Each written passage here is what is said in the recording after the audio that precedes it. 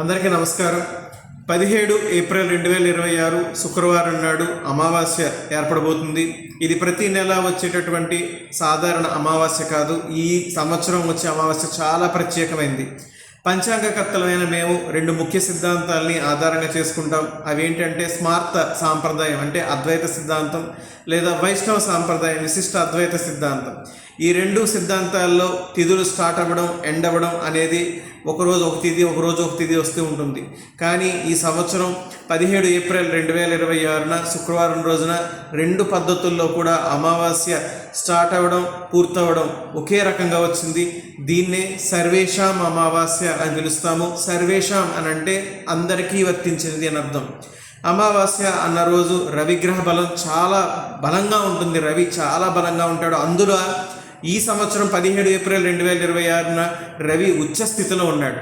కాబట్టి పితృతర్పణాలు మాత్రమే చేయవని అమావాస్యకి నేను చెప్పడానికి వీడియో చేయట్లేదు.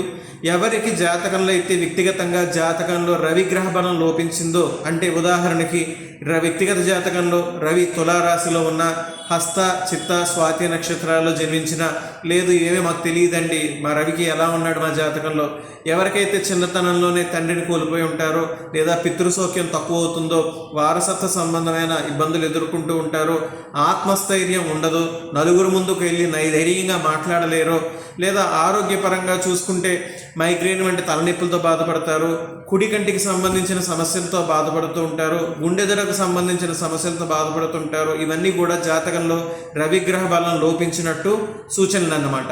ఇలాంటి వాళ్ళు 17వ తేదీ ఏప్రిల్ 2026న కేజింపావు గోధుమల్ని మీ యొక్క ఇంటి పురోహితుడికి దానం ఇవ్వండి. లేదు ఇది కుదరదు, సూర్య నమస్కారం చేయగలిగితే సూర్య నమస్కారాన్ని ఆ రోజు తప్పగా ఆచరించండి. ఇది కూడా సూర్య నమస్కారం చేయడం రాదు అనుకుంటే ఉదయాన్నే స్నానం ఆచరించాక నేను చెప్పిన ఈ మంత్రాన్ని ఎన్నిసార్లు వీలైతే అన్నిసార్లు పఠించండి. ఆ మంత్రం ఏంటంటే జపా కుసుమ సంకాసం కాశీపేయం మహాజ్యుతిం తమోరిం సర్వపాపగ్నం ప్రణతోస్మి దివాకరం. ఈ సంవత్సరం వస్తున్న ఈ సర్వేషాం అమావాస్య అనే అరుదైన అమావాస్యని ఈ రవిగ్రహ బలాన్ని పొందడానికి అందరం ఉపయోగించుకుంటారని ఆశిస్తున్నాను. నమస్తే.